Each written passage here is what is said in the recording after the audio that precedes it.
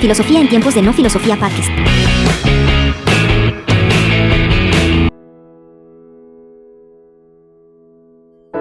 Bienvenidos al episodio número 29 de diciembre, y hoy estoy realmente muy contento emocionalmente, y curiosamente vamos a hablar sobre la revolución filosófica del siglo XVIII y sus consecuencias.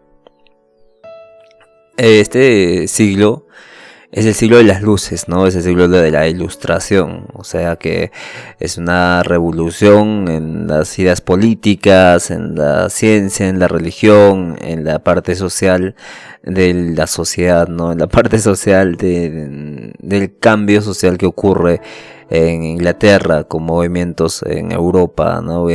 Francia siendo el epicentro, ¿no? Igual que Alemania, Inglaterra, que se han caracterizado por el uso de la razón como herramienta principal para entender y reformular o reformar el mundo. Y en este contexto histórico, las transformaciones económicas y políticas, como también la consolidación del Estado moderno, la expansión del comercio global, ¿no? La revolución científica del siglo anterior con Newton y Descartes. Los filósofos de la Ilustración también han desafiado estas estructuras de poder, ¿no? Con Jean-Paul Sartre nos diría, ¿no?, que con Locke ya se veía esta revolución política, ¿no?, consolidación de los estados modernos que actualmente tenemos, y también la expansión del comercio global y su influencia que ha tenido una religión organizada, ¿no?, que ya está totalmente separada de las monarquías, que se han convertido ahora en una parte esencial en la formación de los hombres, la Iglesia Católica, la religión organizada, ¿no? Ideas como la libertad y la igualdad, la secularización, el progreso social se han convertido ahora en pilares de este movimiento del siglo de las luces, inspirando no solo debates, sino también eventos históricos trascendentes como la Revolución Francesa, que ha sido fundamental, ¿no? Ahí vemos el periodo de Napoleón y también la independencia de las colinas americanas, ¿no? Las colonias americanas, donde esta liberación, esta independencia ha marcado un antes y un después en el mundo. Los principales exponentes de esta revolución tenemos a Voltaire, a Rousseau, Montesquieu, Kant, y no solo estos plantean cuestiones filosóficas, sino que también abogan por unas prácticas, reformas de las prácticas sociales, reforma de la construcción de las instituciones, desde la defensa de los derechos naturales hasta la crítica a las instituciones autoritarias, ¿no? Y sus ideas siguen teniendo un impacto significativo igualmente en sociedades más modernas como las que tenemos hoy en día.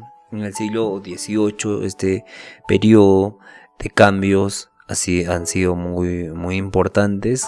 Tenemos que entender que este contexto histórico, social y político fue esencial porque estuvo básicamente en el auge de la vida en el ámbito de la vida humana, ¿no? Sientan las bases para esta revolución filosófica. Esta revolución filosófica se da con la revolución científica.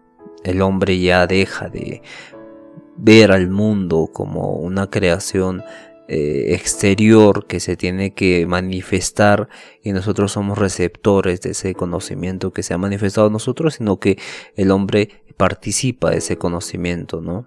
El hombre se basa en la certeza de que el individuo es primero, y por esa superioridad, no, por esa primacía, el hombre determina qué estudiar, determina el mundo que va a conocer, determina, o sea, que puede conocer las cosas que antes les eran negadas, ¿no? Las estrellas, el movimiento, el origen de la naturaleza, la parte biológica del ser humano como composición que está dentro de la naturaleza, y que el hombre tiene la capacidad para conocer esa naturaleza. Y ya no se ve que con Descartes ya, por ejemplo, tratar de matematizarlo, el universo, la realidad, hace que sea entendible para el ser humano, ¿no? Porque el ser humano tiene la capacidad racional de conocer el mundo, pero esta racionalidad se manifiesta bajo una forma de matemática y mecánica, y en esa mecánica el hombre está determinado a conocer. Pero si el hombre no estaría determinado, todo fuera al azar, causalidad, todo fuera de forma teológica, como igualmente actualmente, podemos ver que hay ciertos tipos de conocimiento que no podemos conocer, como los quarks, incluso los quad bit, ¿no? Que son que se usan en las computadoras cuánticas, ¿no? Que son los bits, que marcan de un 0 a 1 y tienen este lenguaje de programación. Ahora los quad bit, o lo que usan las computadoras cuánticas, es algo mucho más complejo de entender, ¿no? Imagínense ya que en la iglesia te dice, bueno, una religión, ¿no? Te dice que no puedes conocer los quad bit. ¿Qué hay detrás de los quad bit? ¿Por qué? Porque es una mecánica incierta, es caótica y es algo, hay límites en ese conocimiento, ¿no? Pero viene, digamos, un científico y te dice que los quad bit funcionan de esta forma porque es algo mecánico, es algo que podemos predecir. Y en esa predicción el hombre participa de esa predicción, ¿no? El observador afecta al observado, podría ser un ejemplo. Entonces ahí ya habría una revolución. Pero ahora imaginen en el siglo de la modernidad, pasando en el siglo XVIII, XVII, XVI, donde las religiones están en su auge, cómo han influido el pensamiento de la iglesia, ¿no? Aquellas cosas que Dios ha creado al hombre y a la mujer no pueden ser cuestionadas, ¿no? Pero en la actualidad se cuestiona eso, ¿no? Dios ha creado, hay diferentes identidades en el ser humano y eso hace que el hombre determine su sentir, cómo se siente él, y va en contra de su naturaleza, y esto se da evidentemente por el siglo de la filosofía moderna, con Descartes, ¿no? Con Kant, que ya cuestionaban la absolutividad del mundo, de que el mundo es absoluto y nosotros somos los receptáculos para conocer aquel mundo. Y bueno, los empiristas ingleses también tienen esta practicidad, ¿no? Con John Locke. También tenemos ahí a Hume y demás. Bueno, son los más importantes, ¿no? Primero John Locke ha sido el primer empirista, ¿no? Y siendo el primer empirista ya mostraba un índice de materialidad, pero esta materialidad se ha convertido en un tipo de determinación, ¿no? El individuo que puede experimentar las cosas es el que determina el mundo. De igual forma se convierte en el siglo de las luces, en resumen, que el hombre puede conocer incluso de manera empírica primero, ¿no? Sin el conocimiento del hombre, sin la experiencia, no habría conocimiento, como nos diría Kant. Y gracias a esto, el siglo de las luces tiene este impacto en la revolución científica, con el método empírico, con el método científico. El siglo XVII ya se consolida el enfoque para resolver problemas basados en el enfoque empírico, ¿no? Newton, en su Principia Matemática, establece las leyes universales que sugieren que el cosmos está gobernado por principios ordenados, ¿no? Y evidentemente, como dijimos antes, esto hace que al estar ordenado, el hombre, el ser humano pueda conocer aquellos principios universales que básicamente no podría conocer de forma que no aplicara la matemática, o que no aplicara las leyes universales, o que no aplicara aquellas certezas que el hombre mismo genera, ¿no? Y tener confianza en esas certezas que el hombre mismo genera, como las teorías del Big Bang y cuestiones parecidas. Igual pasa con la política, igual pasa con la economía, igual pasa con la sociedad. Y esto es realmente algo muy, muy interesante, ¿no? Y también surge el auge de la burguesía, ¿no? La expansión del comercio, el aumento del capital, el surgimiento del capitalismo incipiente. Y en esta clase emergente, enriquecida por el comercio y la industria, se comienza a desafiar el poder político de la nobleza y el clero, quienes controlaban la mayor parte del poder, ¿no? Las burguesías exigían mayor participación en la toma de decisiones políticas, así como un marco legal protegiera la propiedad privada y formara el libre mercado, ¿no? Y esto es clave porque la burguesía son los ricos de ahora, son Elon Musk, son básicamente los dueños de las corporaciones Coca-Cola, son todos estos son las grandes corporaciones, ¿no? Pero recordemos que pasamos de la iglesia, del poder papal, al poder secular, que ha sido un monarca, un rey, y luego pasamos a que en este siglo de las luces la burguesía tenga un auge con fomentar la propiedad privada, el libre mercado y paralelamente las desigualdades entre las clases sociales, o sea, los campesinos, los trabajadores que no son burguesías. Hay una separación, ¿no?, entre los sectores privilegiados que generan tensiones sociales que desencadenan una revolución hacia finales del siglo pasado, al siglo XVII, que hace que igualmente es como si más adelante filósofos van a decir que no, las demandas pequeñas se universalizan y al ser universalizadas se genera un tipo de ruptura, pero una ruptura que se convierte en política.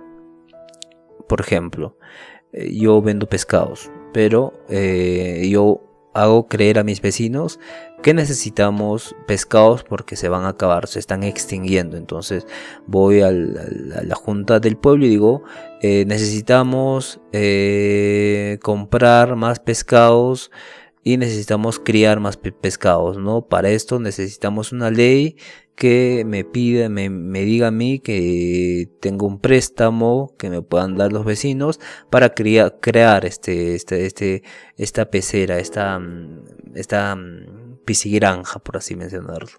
Y gracias a ello vamos a salvar pescados. Vamos a salvar la especie de pescados que consumimos. Entonces mi uso particular, porque si no nos va a afectar, porque no vamos a tener alimentos, porque si no nos va a afectar, porque esta especie va a estar en peligro de extinción y eso no queremos. Entonces trato de universalizar mi única sola demanda, y eso básicamente fue lo que hicieron la burguesía, ¿no? Fomentaron la propiedad privada porque tenían propiedad privada, porque habían comprado tierras, fomentaban el libre mercado porque ellos estaban evidentemente más relacionados con el comercio con otras regiones, con otros países, con otros reinos, y esto es esencial para una transformación social que surge de ahí, las clases sociales, ¿no? Entre los que tenían, bueno, la persona, la multitud tenía demandas diferentes, pero la burguesía trató de su demanda como prioridad, ¿no? Y para el surgimiento de del siglo de las luces. Pero eso también tiene una cuestión filosófica, dado que, como nos diría Locke, la propiedad privada, la propiedad está relacionada con el trabajo. El trabajo determina tu propiedad. Tú trabajas una chacra y esa chacra le pertenece al que trabaja. Pero en este caso ya se cambiaría, bueno, no se cambiaría, sino que sería lo mismo, donde el burgués hacía que trabajara en esa chacra, ese terreno, y ese terreno le pertenecía al que le hacía trabajar, entonces, que era el burgués. Y ya se ve un tipo de dialéctica ahí, ¿no?, entre el amo y el esclavo, entre una tesis que sería la propiedad, una antítesis que sería el trabajo forzado, o la forma de adquirir ese trabajo por medio de otras personas, y una síntesis sería que el reino o el rey o la sociedad protegiera a la propiedad privada, daría paso a la propiedad privada de esta forma, ¿no? De esta forma de comprar terrenos, de adquirir terrenos, de tener esta forma de bien que se obtiene de forma más sofisticada. Y paralelamente sectores privilegiados generan estas tensiones para sus propios beneficios, ¿no? Y en el contexto político también existe un absolutismo en crisis, dado que los países europeos estaban gobernados por monarquías absolutas, donde el rey ostentaba el poder centrado bajo el principio de derecho divino de gobernar, y este modelo político enfrentó crecientes críticas debido a su carácter autoritario y la incapacidad de muchas monarquías para adaptarse a los cambios sociales y económicos como los que presentamos, como el auge de la burguesía, y movimientos como la Gran Revolución de Inglaterra de 1666 sirvieron de ejemplo para la limitación del poder real y el establecimiento de los derechos parlamentarios, ¿no? En contraste con regiones como Francia, o las que se mantenían bajo un absolutismo rígido, lo que generó tensiones que evidentemente vimos que le cortan la cabeza al rey en la Revolución Francesa a finales del siglo. Hablamos de siglo XVIII, 1700, 1689, y entonces la Iglesia Católica ya no seguía siendo una de las instituciones más influyentes, pero su poder ya no estaba influenciado en gobernar en los reinos, ¿no? Porque la reforma protestante del siglo XVI crea este conflicto que debilita la autoridad eclesiástica, y filósofos como denuncian también, filósofos de la Ilustración han denunciado este fanatismo religioso y proponen una separación de la Iglesia y el Estado, proponiendo un enfoque secular en la política y la moral. Y en el siglo XVIII se vio un aumento en la alfabetización, ¿no? La publicación de libros, el acceso al conocimiento. Hay una enciclopedia muy famosa que es la de Diderot y Allenberg, que mostraban recopilación de todo el conocimiento humano en una perspectiva racionalista, ¿no? Cafés, salones literarios, sociedades científicas se convirtieron en espacios de debate se discutían básicamente las ideas de la época, ¿no? Permitiendo una difusión de un pensamiento ilustrado, de un pensamiento múltiple.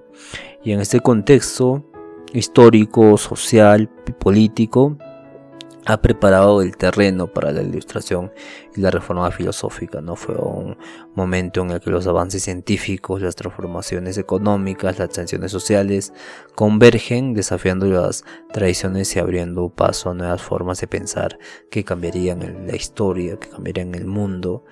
Y básicamente Hegel nos diría que sería la evolución del espíritu por este medio de conflictos, ¿no? Tesis, el Estado, síntesis la Iglesia, antítesis la Iglesia y síntesis un gobierno laico que permite que existan nuevas formas de gobernar, ¿no? Ya se crea otra tesis que básicamente este poder equilibrado entre el poder secular y el poder papal se ve no efectivo, y esa es la tesis. La antítesis sería la revolución, el auge de la burguesía, y la síntesis sería instituciones, la creación de instituciones. Y en la actualidad vemos como las instituciones que son la tesis no funcionan, hay ciertos baches, no hay instituciones fuertes, que sería la antítesis, y la síntesis básicamente sería un gobierno en la actualidad más dirigido a una parcialidad, ¿no? Como el gobierno de la CIA. El gobierno de la CIA que determina una sociedad que no se deja llevar por la corrupción, por los vicios humanos. Y básicamente en el futuro seguramente va a haber un tipo de administrador de recursos por medio de IA, que es sumamente objetivo, por así mencionarlo, y esto es algo muy interesante, que básicamente lo mismo estaba pasando en el siglo XVIII con la creación de instituciones como el Parlamento, el poder separado en tres, el judicial, y esta contribución también de la ciencia que tuvo esta revolución filosófica del siglo XVIII fue fundamental, ¿no? Porque ya no desafiaban los dogmas establecidos y mantenían al hombre con una esperanza de que podía conocer el orden universal, podía conocer las leyes naturales que eran predecibles. Entonces le dio una valía al hombre, ¿no?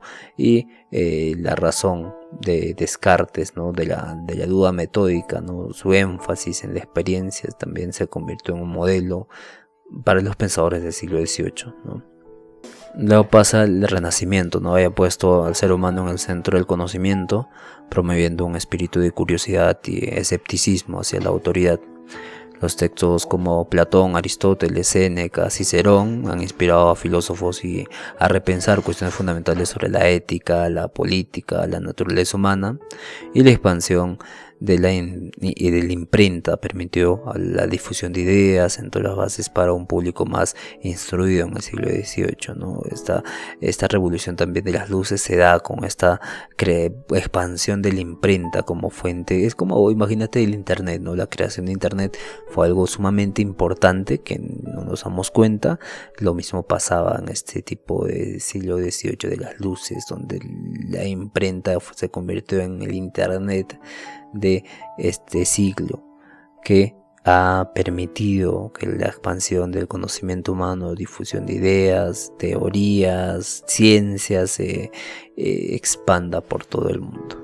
Y las transformaciones religiosas del siglo XVI y XVII debilitan el monopolio de la Iglesia Católica sobre el pensamiento europeo, ¿no? La Reforma Protestante, Lutero, Calvino promovieron la interpretación libre de las Escrituras y cuestionan la autoridad del Papa, ¿no?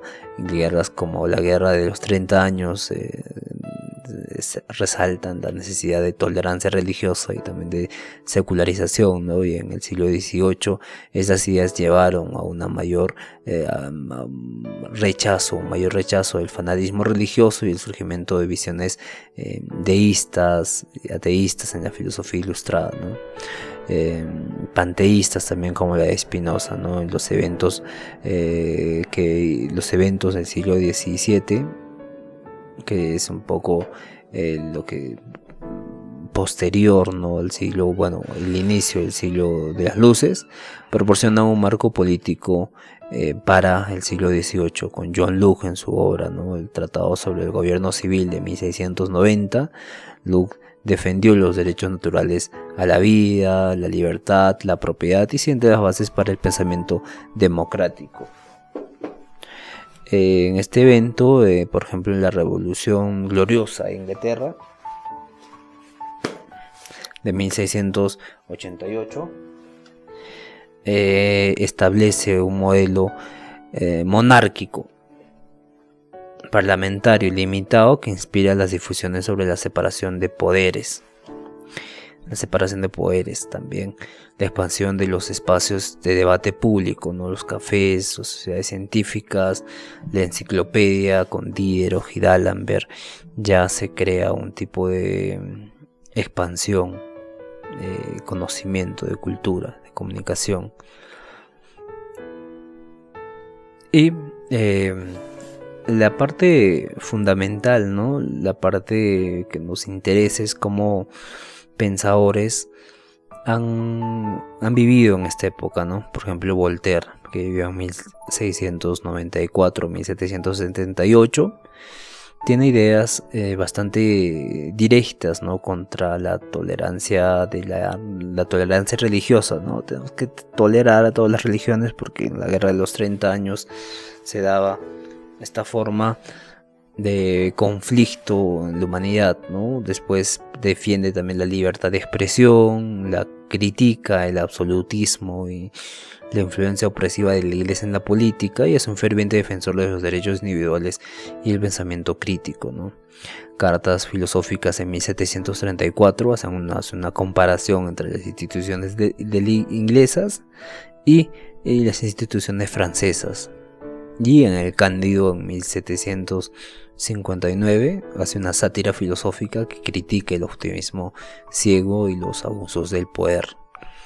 Luego tenemos un buen famoso, muy importante contemporáneo, que es Jean-Jacques Rousseau, que ofrece una visión única sobre la naturaleza humana y el contrato social, ¿no? Siente las bases de las ideas democráticas modernas. El ser humano es naturalmente bueno en su estado de naturaleza, pero la sociedad lo corrompe, y tener esta visión del hombre como bueno, viendo en contra de lo que diría Hobbes, es algo de da más libertad al hombre, ¿no? De tener autonomía frente a la sociedad, ¿no? La sociedad que supuestamente con el Leviatán lo controla a este hombre, le hace actuar correctamente, le protege. Y también propone el contrato social, donde los ciudadanos acuerdan reglas para garantizar el bien común, pero con una soberanía popular como base.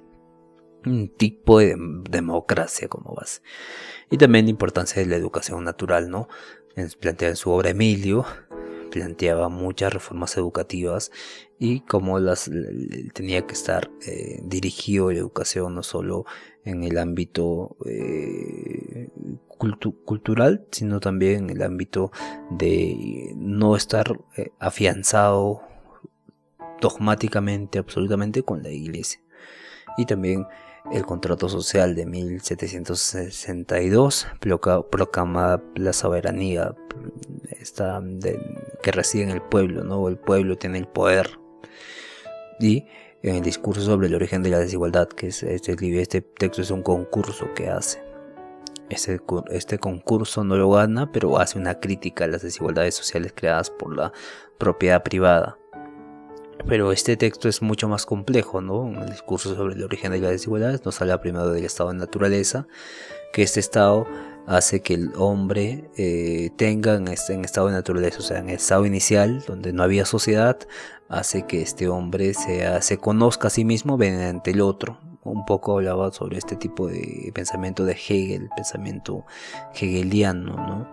Pero ya no como autoconciencia, sino un tipo de armonía que se daba entre el individuo en el estado de naturaleza con otro individuo, ¿no? Y no había conflicto por eso.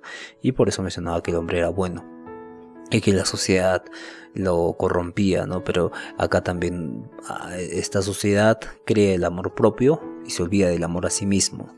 El amor propio es netamente la sociedad de las sociedades como las conocemos. Sin embargo, el amor propio el amor a sí mismo es diferente que el amor propio. El amor propio surge de la comparación, surge de la misma sociedad, pero el amor a sí mismo es un componente del mismo individuo en su estado de naturaleza, que es bueno en sí mismo. Es armónico, no hay conflicto en el estado de naturaleza. Y tenemos a Montesquieu, que también es más o menos contemporáneo. Ellos dos, que es de 1689, nace ahí y fallece en 1755. Montesquieu es reconocido como uno de los pioneros en el análisis de los sistemas de gobierno y la separación de poderes, ¿no? Tiene ideas claves sobre dividir el poder político en 3 ramas. Montesquieu ya proponía este poder legislativo, ejecutivo y judicial para evitar la tiranía. Y también valora la importancia del contexto cultural y geográfico en la formación de leyes y sistemas políticos, ¿no? Si una sociedad actúa de una determinada forma, tiene esta cultura, se crea unas propias leyes basadas en el contexto cultural y geográfico. Porque recordemos que aquí ya se estaban dando un tipo de relación entre las colonias, ¿no? La colonia francesa en América, en África, la colonia inglesa en Australia, en la India, en Estados Unidos. Ya había un tipo de globalización, ramificación de los distintos contextos culturales, ¿no? Lenguajes también. Y en su obra El espíritu y las leyes, 1748, hace un énfasis detallando que de los sistemas de gobierno, ¿no? Cuáles son los mejores sistemas de gobierno y las leyes que puedan regir a las sociedades en sus diferentes contextos. En Kant ya vimos que es de 1724, es posterior a 1804. Kant es una de las figuras centrales en la filosofía de la Ilustración y su lema es "Atrévete a saber", ¿no? Encapsula el espíritu del movimiento y la razón, la autonomía de la razón, ¿no? Cada individuo debe pensar por sí mismo sin depender de la autoridad externa, ¿no? Y también tuvo la concepción del imperativo categórico, como vimos en varios episodios, donde la moralidad se basa en principios universales aplicables a todos, pero estos de tratar de universalizar se debe pues a la mecanicidad del universo. Si es mecánico, entonces lo conozco. Entonces la crítica aparte, ¿no? La certeza de Descartes como la racionalidad que puede explicar todo, ¿no? Y también critica la metafísica tradicional porque enfatiza la importancia de la experiencia en la adquisición del conocimiento. Yo no puedo hablar de la inmortalidad del alma porque no he experimentado eso. Sin embargo, no digo que no exista, simplemente digo que no he experimentado eso, y lo que no he experimentado no puedo hablar, no puedo conocer. Eso nos diría Kant, ¿no? Pero Kant ahí también tiene un fuerte índice en decirnos que podría haber, pero nosotros no tenemos la capacidad de ver eso. Kant es realmente sumamente interesante, ¿no? Porque en la crítica de la razón pura investiga los límites y las capacidades del conocimiento humano, y en su libro, que es La Ilustración, de 1784, hace un ensayo sobre la libertad intelectual y el progreso humano. Tenemos a Diderot, que básicamente se le conoce por la enciclopedia, y él brinda herramientas para el acceso al conocimiento, ¿no? Para este progreso de la humanidad, ¿no? Y critica las instituciones opresivas, critica incluida la iglesia y el absolutismo.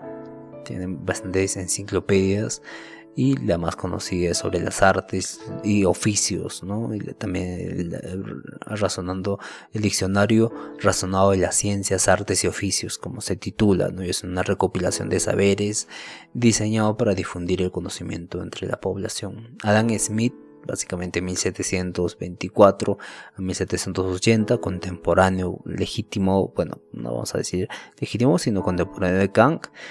Aunque conocido como economista, Smith también fue un pensador clave en la Ilustración, ¿no? Con su enfoque en las leyes naturales aplicadas a la economía, ¿no? Por ejemplo, la mano invisible, como todos mencionaban, la mano invisible, como diría Milley, ¿no? Es el libre mercado.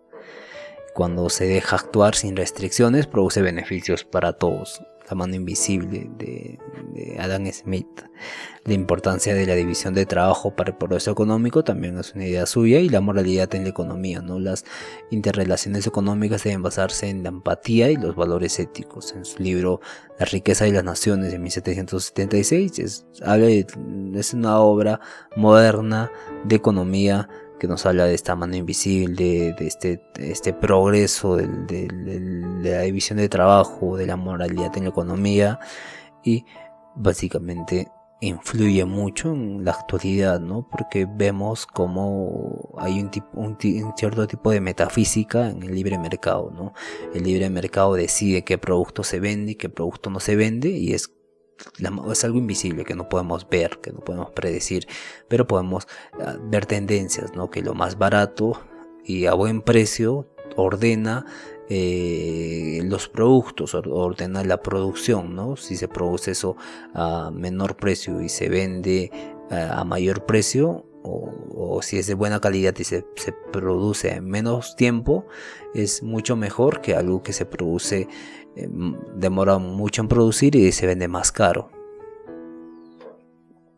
Pero estas tendencias básicamente surgen con el libre mercado. Por ejemplo, si no conociéramos los aparatos y las cuestiones de China, no sabríamos que se puede comprar más barato que el producto que lo compramos caro. Por ejemplo, China tiene un bastante énfasis, bastante influencia en los productos económicos, pero estos productos económicos resultan increíblemente chocantes contra el mercado local, ¿no? Porque acá nos cuesta digamos 2 soles crear un lapicero, pero en China puede costar 20 céntimos crear un lapicero. Y básicamente esta mano invisible se daría con el ingreso de China al mercado de otras regiones. Y nosotros preferiríamos, si es la misma calidad, pinta igual, preferiríamos comprar un lápiz chino, un lapicero chino, que un lapicero creado acá. Y el hombre porque elige esto y no elige el otro por cuestión de practicidad, e incluso si hay un tipo de nacionalismo compraría el lapicero que cuesta más caro para apoyar su nación, y este tipo de lógicas que se pueden aplicar al ser humano en la compra es una mano invisible, no sabemos a que el consumidor, la subjetividad del consumidor, el pensamiento del consumidor. Y básicamente este libre mercado es muy importante para el siglo de la Ilustración, el siglo de las luces.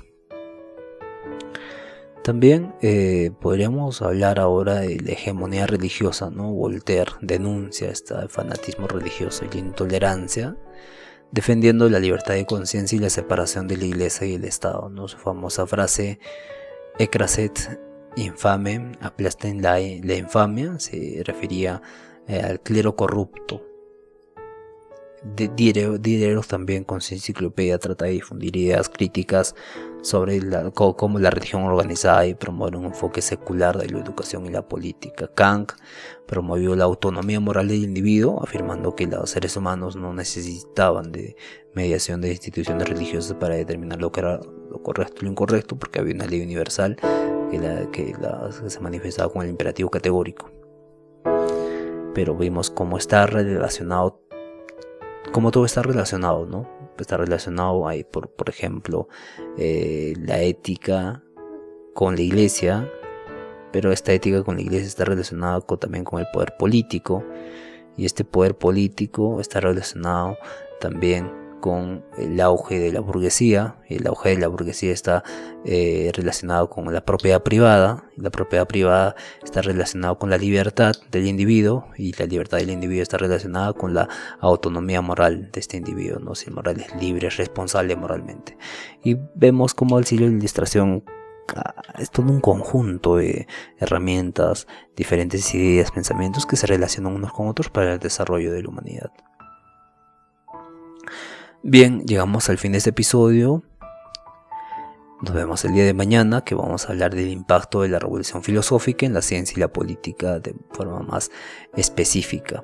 Tratar políticos como Hobbes, Rousseau, aunque ya los tratamos, vamos a hablar de los contemporáneos de esto. Vamos a dar ejemplos de los cambios políticos impulsados por la filosofía de la Ilustración, también como ideas de la revolución filosófica en el desarrollo del método científico, ¿no? Y también cómo las ideas han influido en movimientos políticos y en las revoluciones de este siglo XVIII, que ha sido clave para el desarrollo de la modernidad, para el desarrollo postmoderno, ¿no? Para el desarrollo que hoy actualmente podemos estar viviendo.